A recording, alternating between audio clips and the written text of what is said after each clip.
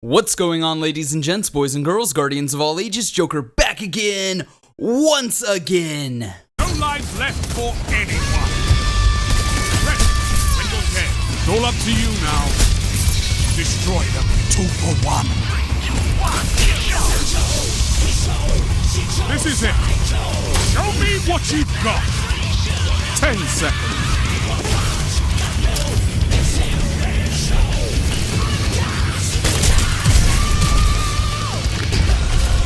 Tiebreaker active. This is not the end. All enemies down. All lives expended. Total victory. Ah, yes. Since Forsaken has released, the Crucible has been nothing but Nova Warp, handheld Nova Bomb, and Blade Barrage Hunters. But don't let that little detail fool you, because that one guy on the forum got shoulder charged as he was shotgun rushing, and then it happened again when he was hard scoping a lane. Sure, he neglected to mention that, or that his average KDR is likely something along the lines of 0.42, and that they main a hunter in the shallow end of the skill pool. But hey, details. In spite of all of that, in spite of Shoulder Charge and Skullfort being a one-shot OP annihilator of worlds, oh, who am I kidding? It's not OP, unless you're on PC, but I mean, that's a PC issue, and a macro issue, and a Titan skating issue. That's only on PC. So, I know it's annoying, PC, but we really can't talk about you when we talk about this, because there are layers of issues there, not just one. Anyways, if Shoulder Charge was overpowered as everyone says it is, why don't I see more Titans? Why do I only see lobbies full of Nova Warp Warlocks and Blade Barrage Hunters? I have a theory about this. I think people dislike Shoulder Charge not because it's overpowered. If it was overpowered, everybody would be using it. I mean, that's Destiny. That's how Destiny works. If something is overpowered, everybody uses it. Yet, not everybody's using it. That being said, I mean, PC, you're your own thing. We don't talk about that. I digress.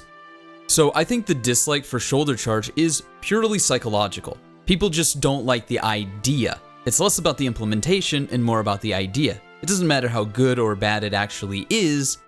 People just don't like the idea. It gets in their brain. They're just like, I don't like this. I'm uncomfortable with this.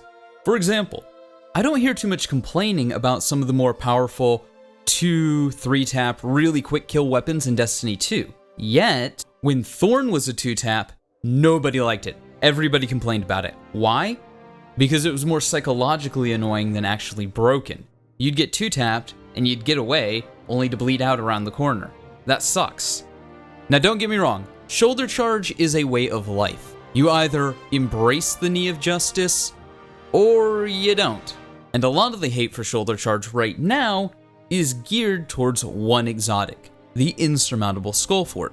Now, ladies and gents, boys and girls, guardians of all ages, I have something that I believe needs to be done to the Skullfort. A change, if you will. I think that the Skullfort definitely needs something, like a tweak or a change. I think, and maybe I'm being a little presumptuous here, I think the best thing that can happen to the Insurmountable Skullfort for the entirety of the Destiny community is that it's given a Helm of Inmost Light ornament. Yeah, you heard me right, ladies and gents, boys and girls, guardians of all ages. The only change that the Insurmountable Skullfort absolutely needs is a Helm of Inmost Light ornament.